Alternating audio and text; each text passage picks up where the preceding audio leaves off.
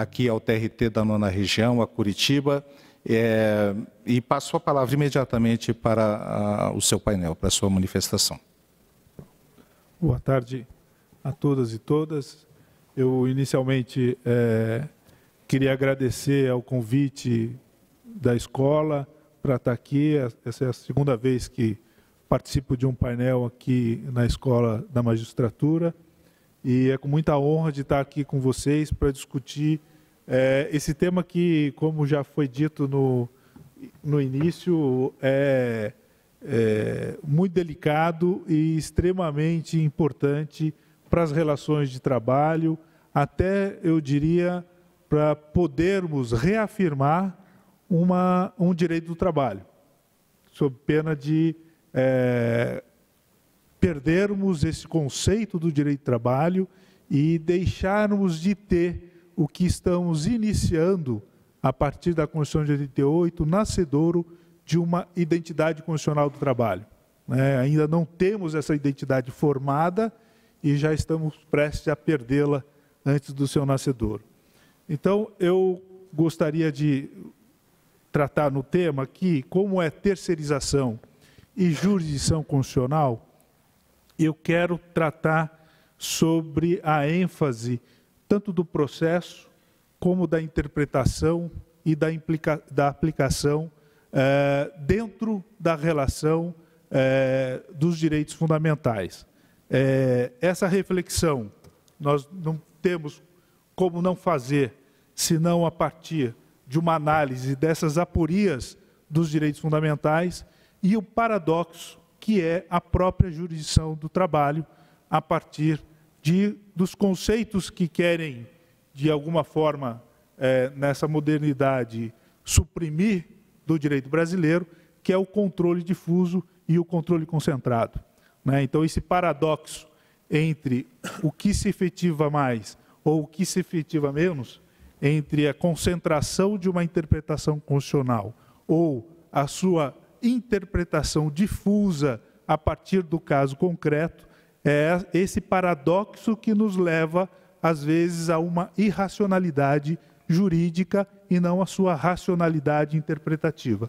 Então, é um pouco nesse aspecto que eu quero tratar rapidamente com vocês, para a gente ter essa troca, principalmente quando se fala de terceirização, que nós vemos no dia a dia direitos fundamentais sendo violados a partir da ausência da própria concretização desses direitos no sentido, vamos dizer assim, econômico, ou seja, a partir de uma exclusão de uma responsabilidade daquele que contrata ilicitamente, como temos visto a partir da exclusão da responsabilidade subsidiária dos tomadores de serviços, dos entes da administração pública, sob o fundamento da defesa do Estado, da defesa da administração. Então, é essa tensão que eu quero conversar e mostrar que essa tensão entre o controle difuso e o concentrado, ela não é excludente, pelo contrário, elas se complementam. Ela traz, a partir dela, é que nós vamos poder garantir na realização do direito, no caso concreto, a sua própria concretização. E o faço inicialmente para ressaltar e lembrar que a própria criação da Justiça do Trabalho, ela já foi de uma forma difusa. Ela já foi na perspectiva de soluções dos casos concretos a partir da participação ativa dos atores numa relação de interpretação do conflito que estava posto. Quando se fala hoje no moderno constitucionalismo que a interpretação aberta dos intérpretes, que a Constituição ela não pode estar limitada à interpretação daquele que julga ou aquele que aplica, mas sim da própria sociedade que a vive e vivencia, a Justiça do Trabalho já tinha essa realização no seu nascedouro. Não vou entrar aqui na discussão do mérito da relação, por exemplo, dos juizados classistas, mas o fato, o seu desvirtuamento com o tempo, mas o seu nascedouro tinha como intenção a participação ativa dos atores sociais, ou seja, trabalhador e empregador participando da jurisdição, não como um mecanismo de solução do conflito imediato, ou seja, uma decisão verticalizada. Aquele conflito seria solucionado mediante a decisão de um terceiro verticalizada e que iria estabelecer a sua interpretação e aplicação. Pelo contrário, a intenção era, a partir dos juizados classistas, você ter uma concertação a partir do conflito e saber que a jurisdição não era o fim do conflito, mas era o ponto de partida para a solução do conflito, e não a sua finalidade última. Né? Eu não tenho mais a jurisdição, eu não tinha a jurisdição como aquela jurisdição é que vai me entregar a solução do meu conflito. Pelo contrário, era a concertação, as partes que deveriam buscar essa solução a partir da interpretação que elas mesmas dariam dentro do direito e dentro da relação da Constituição. De fato, teve um desvirtuamento e, no final, acabamos nos deslocando dessa relação mais difusa e participativa do processo de decisão para entrarmos no rito de formalização dessa produção e dessas audiências. Né? Haja vista hoje, com o novo CPC, sem entrar em detalhes na realização, mas a gente percebe que o novo CPC traz muitos dos princípios do processo do trabalho das nossas audiências. Né? Quando se tem audiências de conciliação, hoje começa a se exigir dentro da Justiça Comum, com o novo CPC, as conciliações, as audiências presenciais, não só a formalidade de dizer se tentava ou não fazer o acordo, né, a forma de produção das instruções, enfim, a própria execução, né, que agora está muito similar com o processo da execução trabalhista, né, enfim, você tem hoje o que era muito criticado pela justiça comum, ou seja, pela tradição do nosso direito, a justiça do trabalho, e por isso era considerada como subespécie do direito. Hoje nós vemos que aqueles princípios da justiça do trabalho se tornam o próprio direito, né? E traz essa forma de solução mais participativa dentro, vamos dizer, dentro desses conflitos que nós estamos tanto colocando. Né? Então, essa importância da justiça do trabalho para a realização dos direitos fundamentais, porque ela acaba sendo a fonte de interpretação do direito. Eu sempre comento em minhas aulas aos meus alunos que quando se fala em direitos fundamentais, por mais que eu queira falar dos direitos do artigo 5º, ou chamado mais tradicionalmente os direitos de primeira geração, eu só vou poder visualizá-lo na realidade do direito do trabalho. Né? Quando eu falo de revista íntima, né, intimidade, direito de intimidade, ou eu penso em algo muito abstrato da polícia batendo na porta, né, entrando na minha casa sem um mandado judicial, e isso entra num poder de extremidade do abuso de autoridade, mas para vivenciarmos um abuso da intimidade eu vejo no trabalho. As revistas íntimas, né, saber se o e-mail pode ser interceptado ou não pelo empregador, se aquela atividade do trabalhador, quando ele está dentro da empresa, ele perde o seu direito fundamental e passa a ser um direito apenas de mercadoria, portanto, a empresa passa a ser dono daquela relação, daquele espaço. Se o meio ambiente, quando eu falo em meio ambiente, se o meio ambiente do trabalho digno para garantir a dignidade do ser humano é o meio ambiente no trabalho e não o meio ambiente geral, né? Porque uma coisa é eu pensar em derrubar árvores, né? Que está tão distante, né? Às vezes está perto e ao mesmo tempo distante. Mas quando eu falo em meio ambiente do trabalho, eu começo a perceber o que isso causa para a dignidade humana. A questão da preservação da saúde, né? Da relação de um trabalho mais digno, etc.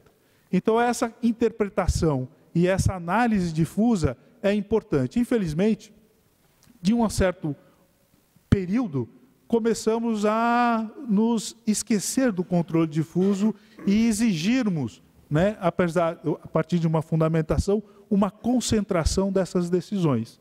E isso começa a ter a renúncia da interpretação do caso concreto. O fundamento ou o pseudo-fundamento de uma racionalidade jurídica para a eliminação de processos, ao invés de garantir a efetividade desse processo, acaba trazendo essa irracionalidade e negando a própria existência do processo. Então, quanto mais eu tento concentrar decisões, quanto mais eu tento buscar decisões gerais e abstratas, mais eu crio conflito. Eu não elimino o conflito. Nós estamos numa sociedade moderna em que a complexidade ela pode ser, no máximo, reduzida, mas jamais eliminada. Então, por isso que eu sempre comento que o problema não é a súmula vinculante. O problema não são os precedentes. O problema é a forma da sua aplicação. Porque para aplicá-la e aplicá-la sem querer trazer uma igualdade numa diferença processual, eu preciso analisar o caso concreto, eu preciso estudar aquele caso e preciso fundamentar que naquele caso não se aplica aquela súmula. É muito mais fácil, é claro, dentro dessa racionalidade de número, e ainda mais quando o CNJ começa a exigir, pontuar, né, julgamentos, que você vai sendo avaliado pela produtividade de número de processos eliminados e não julgados, como eu falo, é muito mais fácil pegar uma súmula vinculante e aplicar imediatamente, esse caso... Dou exemplo, súmula vinculante 4 do adicional de insalubridade. Eu estou discutindo o adicional de insalubridade, a súmula vinculante 4 está aqui, acabou o processo. Muito mais fácil. O difícil é eu pegar o caso e discutir o que gera aquela súmula. Será que o fato do Supremo Tribunal ter analisado, num primeiro momento, a inconstitucionalidade de vincular o salário mínimo, e depois teve que voltar atrás, porque desprezou a própria experiência, o que eu chamo de expropriar, a própria experiência do controle difuso da Justiça do Trabalho, na solução dos conflitos, da aplicação dos adicionais de insalubridade. Ele negou e depois teve que voltar atrás, e hoje aplica-se o que era aplicado já pelo Tribunal Superior do Trabalho, né?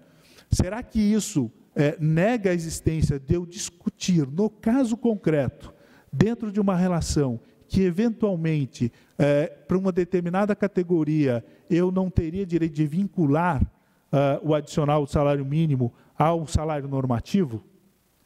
Será que, a partir de um processo negocial, uma interpretação de uma negociação ou uma realização do caso concreto, eu não poderia alterar essa concepção e fundamentar a sua não aplicação, porque não é o caso de subsunção da súmula, mas é o caso de resolução de um caso concreto e demonstrar essa fundamentação.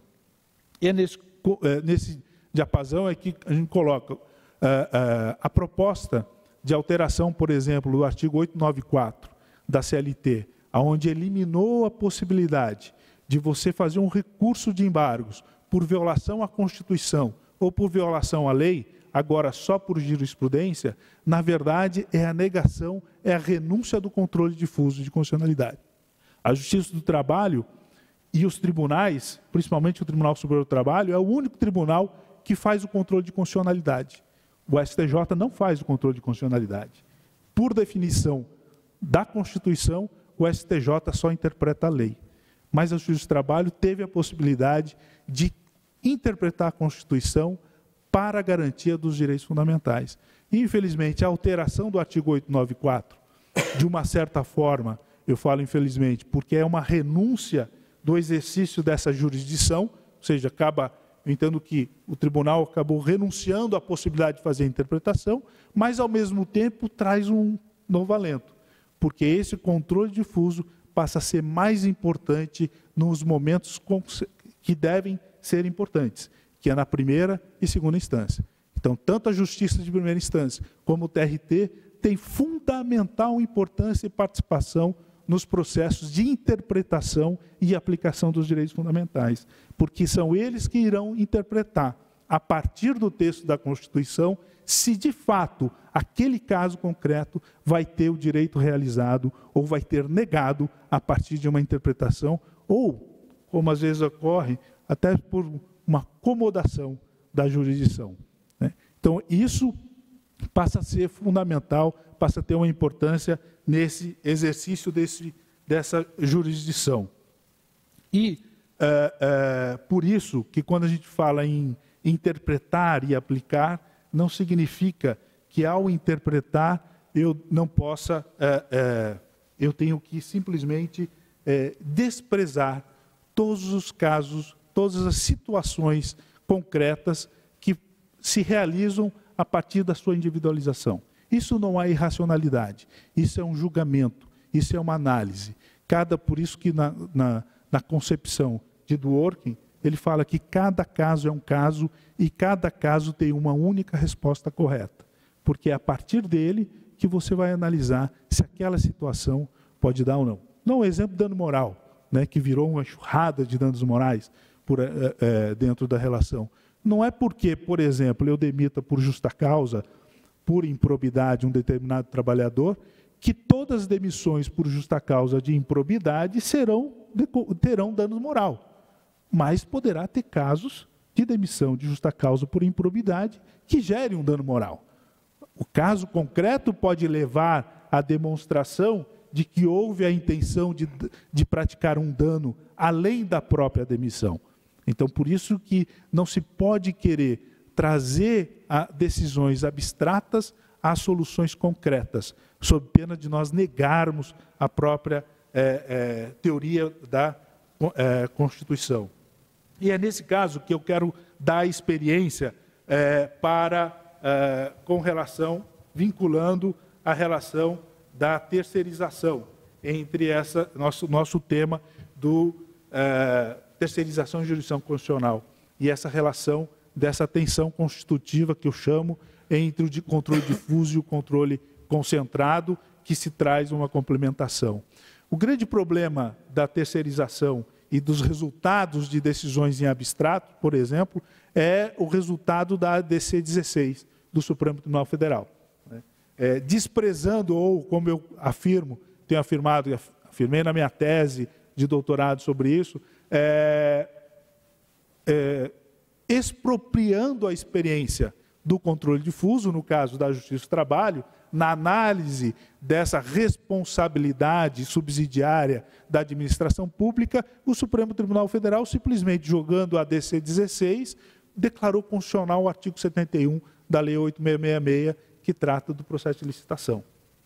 Desprezou todas as experiências e todas as demonstrações de erros, e não erros, digamos, de omissão, omissivos, mas erros comissivos e erros intencionais na contratação ilícita e que gera como dano a violação dos direitos fundamentais dos trabalhadores.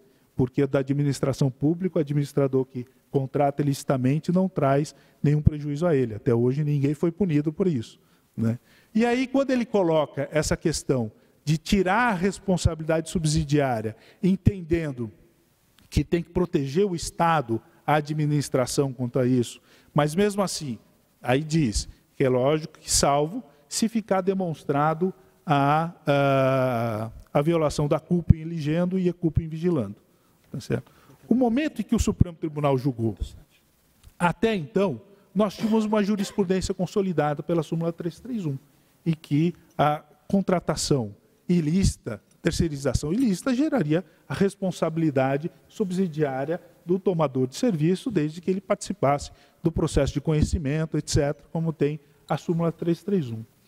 Vem o Supremo, a partir dessa decisão,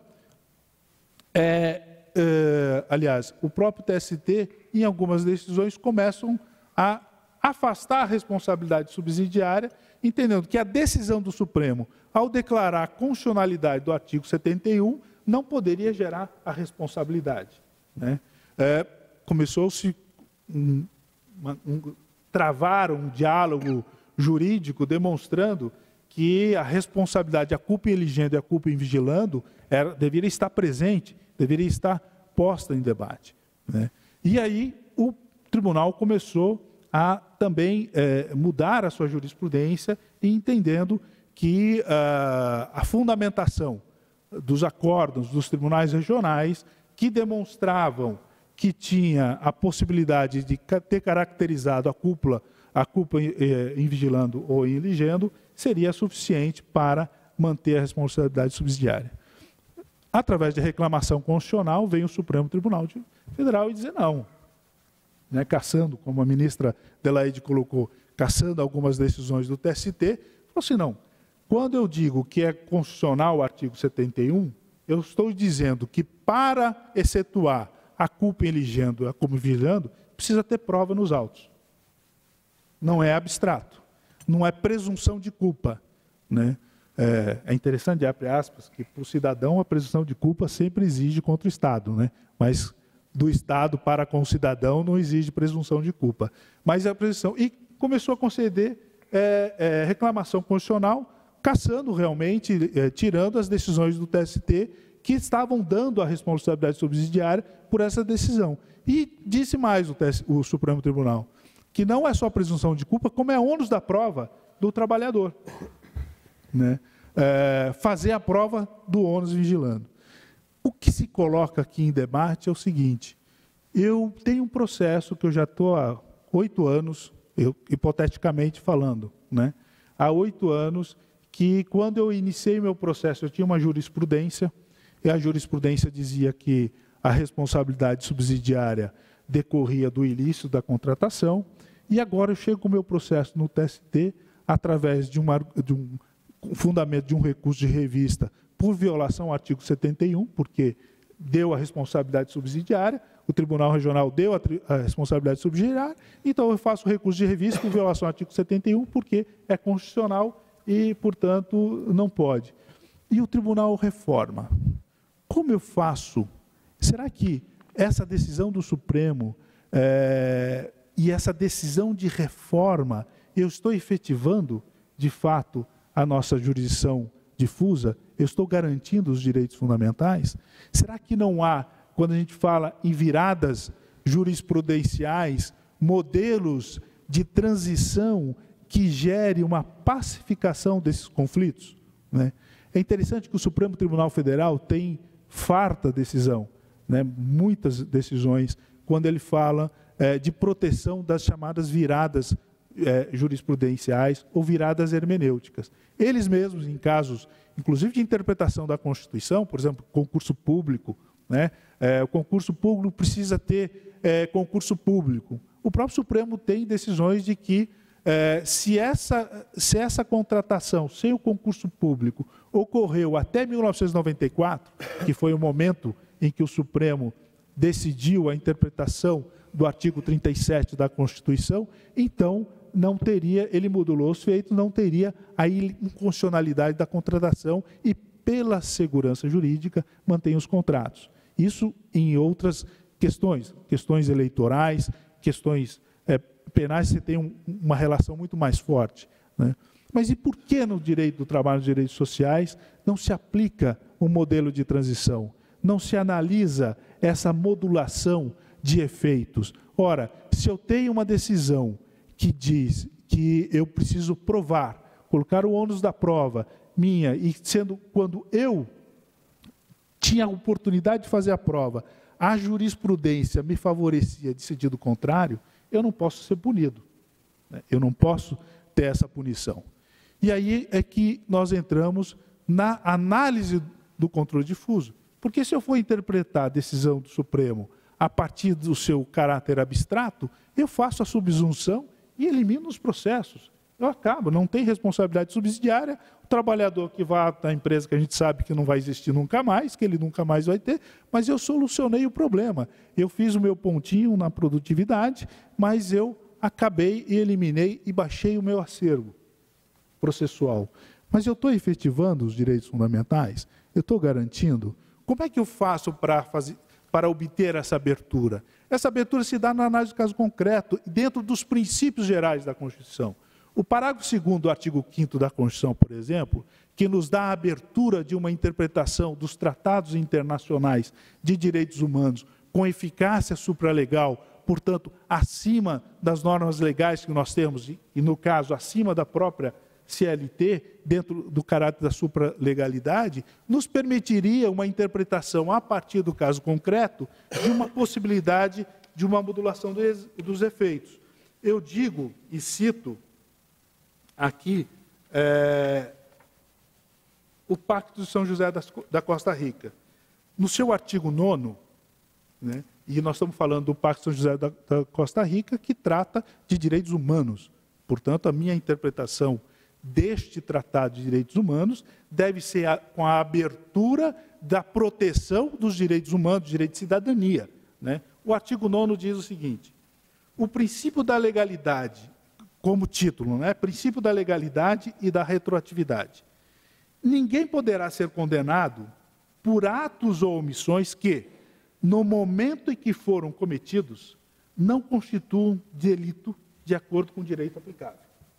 É claro que quando ele fala ninguém pode ser condenado, dentro de uma concepção dos direitos humanos, eu não vou fazer a interpretação como se fosse na esfera penal, a condenação de uma punibilidade estrito sendo de um crime ou de um delito. Aqui o Pacto de São José da Costa Rica fala na proteção geral do poder judiciário, ou seja, do cidadão frente à jurisdição, porque é o que o artigo 8º e o artigo 9º, o artigo 10º e 11º do Pacto de São José da Costa Rica trata da proteção dos direitos humanos frente à aplicação do poder judiciário, da jurisdição, né? Então, quando tem o condenado aqui, é claro que eu não posso penalizar dentro da condenação uma pena a esse cidadão, né? Então, eu não poderia aplicar dentro de uma relação que é a supralegalidade e, portanto, dentro da concepção de direitos humanos, do direito constitucional cooperativo, como o próprio ministro Gilmar Mendes fala, para aplicar essas concepções de direitos humanos,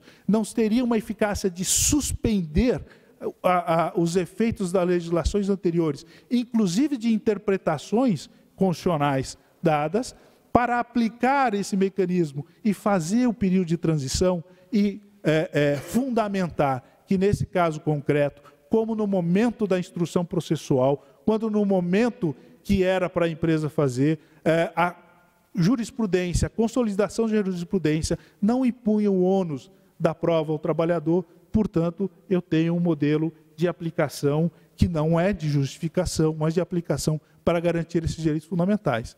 Eu poderia fazer essa fundamentação, ou ainda eu poderia ir mais além, até para dar abertura ao processo, ao devido processo legal, para não dizer que eu estou penalizando a administração pública, eu poderia ir mais além, falar, bom, em razão dessa nova jurisprudência, dessa nova aplicabilidade de entendimento, para garantir a segurança jurídica e o amplo devido processo legal, eu anulo a decisão, retorno para a instrução e dê direito ao trabalhador produzir a sua prova. Porque essa nulidade é de ofício, e toda nulidade, todo ato nulo pode ser anulado, né? Ou seja, pode ser declarado de ofício. Então, se eu quero aplicar e analisar um caso dentro dessa efetividade, eu tenho que buscar essa solução, né? E aqui é que nós encontramos o grande problema, porque ou eu analiso o caso concreto para saber se de fato aquela instrução não houve prova porque o reclamante entendia que a jurisprudência já estava consolidada ou porque realmente ele deixou de fazer prova, ou seja, abriu mão da prova, entendeu de que não tinha prova, né? Porque se ele também entender que naquele momento ele entendia que eu não tenho prova a fazer porque eu acho que já está tudo provado, eu não posso querer abrir novamente a instrução. Agora, se encerro, como a maioria dos casos, e eu acompanho alguns casos que têm vindo muito dessa forma, que o próprio juiz da primeira instância, quando chega a tomadora, não aparece a empresa contratada, ele já encerra a instrução, marca no julgamento, em 2 dias julga, porque já está com a sentença pronta, dando a responsabilidade e os direitos todos, é claro que nessa situação você teria fundamento jurídico e hermenêutico para uma aplicação e efetividade do devido processo legal para a segurança jurídica dos indivíduos, ou seja, daqueles que estão no processo, para a segurança jurídica da própria instituição e para efetivação desses direitos, anular, declarar a nulidade e determinar o retorno. O que está sendo feito é o contrário. Não tem prova, não fez prova, então o ônus é do reclamante, não tem prova, julgo improcedente. Isso é uma pena, né? Isso é uma penalidade processual, né? E quando a gente fala em penalidade, na aplicação, na análise de interpretação dos direitos humanos, nós vamos muito além daquela ratio penalidade. Nós vamos para a penalidade do que atinge a dignidade. Então não adianta eu ter o artigo 1º da Constituição estabelecendo que o Brasil é um Estado democrático de direito, se no processo, na jurisdição, se dentro de um dos poderes, eu não aplico esse Estado democrático de direito. Eu nego a existência da cidadania quando eu nego a possibilidade de ter um direito efetivado por procedimento e não por fundamento. Veja, eu não estou colocando que um direito não está sendo dado porque não tem fundamento jurídico. Estou dizendo porque um procedimento não foi efetuado, porque apenas a forma não foi dada. E aí eu estabeleço um mecanismo maior do que poderia se dar dentro dessa proteção. Bom, eu vou... Já passei do meu tempo, deixa eu ir para a conclusão. E que, na verdade, não é a conclusão, é exatamente levantar essas inquietações. Como nós podemos efetivar os direitos fundamentais? Como nós podemos, dentro de uma jurisdição constitucional do trabalho, eminentemente difusa, que está prevista na Constituição, que está sendo preservada, muito embora setores do direito queiram eliminar o controle difuso para concentrar uma decisão, para funilar, otimizar as decisões e trazer o que eu tenho defendido, que essas decisões concentradas tá levando não só à negação do direito, mas a um fundamentalismo hermenêutico. Você expropria toda a experiência do processo e decide como se nunca tivesse ocorrido o fato. Todas as decisões abstratas do Supremo Tribunal Federal desprezaram, expropriaram todas as experiências do controle difuso, dos processos que estão. Espero que essa experiência, e hoje, como nós falamos lá na universidade, a questão do amicus curiae, né, e hoje eu estava dizendo que, a lei 9868, por exemplo, e o novo CPC permite o ingresso do amicus curiae, né, e eu estava levantando a seguinte questão. Hoje, nós não temos a preocupação, o nosso desafio não é entrarmos como amicus curiae. O nosso desafio hoje é sermos ouvidos como amicus curiae. É que quando eu entro no processo como amicus curiae, aquela corte me ouça, leia o que eu diga, me observe e leve em consideração. Se o amplo direito de defesa não é simplesmente a entrega formal de uma defesa, mas e sim a necessidade, a obrigatoriedade do juiz analisar a minha defesa e julgar a partir do que eu digo, e não a partir do que se tem na sua pré-concepção, eu vou manter uma otimização do Supremo Tribunal Federal. O controle difuso, ele não existe para negar o controle concentrado. E o controle concentrado, ele não veio para negar, muito embora alguns queiram, negar o controle difuso. Eles são complementares, né? A participação difusa é a participação da interpretação aberta. Quando o Haberle, como é citado tanto, né, no Supremo Tribunal Federal, pelo ministro Gilmar Mendes, o Peter Haberle, a interpretação aberta dos intérpretes, a Constituição é aberta, todos devemos interpretá-la, não só aquele que julga. Então essa é a participação, que dê oportunidade para a sociedade interpretar, aquela que vive, que convive e que tem o pulsar da Constituição no seu dia a dia, poder discutir e aplicar a Constituição. É isso que se quer de uma jurisdição constitucional, de uma jurisdição democrática, de uma concepção de um Estado democrático de direito. E, portanto, para concluir, eu digo que o Estado democrático de direito, ele requer, sejam observadas as diferenças de cada caso, como forma de garantir esse princípio da liberdade e igualdade. Esse grande princípio constitucional, que é liberdade e igualdade, que ao mesmo tempo são opostos, que se complementam, porque se eu sou livre, eu não sou igual, e se eu sou igual, eu perco a minha liberdade. Portanto, há uma tensão constitutiva entre eles. Para eu ser livre, eu preciso garantir a minha igualdade a partir da minha diferença. Então, somente assim é que eu vou conseguir eliminar essas aporias para a efetividade desses direitos fundamentais e eliminar o paradoxo da jurisdição constitucional do trabalho, que não é negar o controle difuso, é reafirmá-lo, é analisá-lo a cada dia, a cada momento, a cada processo, suas decisões, sob pena de chegarmos ao fundamentalismo hermenêutico nessa questão. Portanto, quando eu falo de Estado Democrático de Direito, estou a falar de democracia. E a democracia é um regime improvável, pois sempre requer que se corra o risco íncito às suas práticas ou, do contrário, instauramos a ditadura.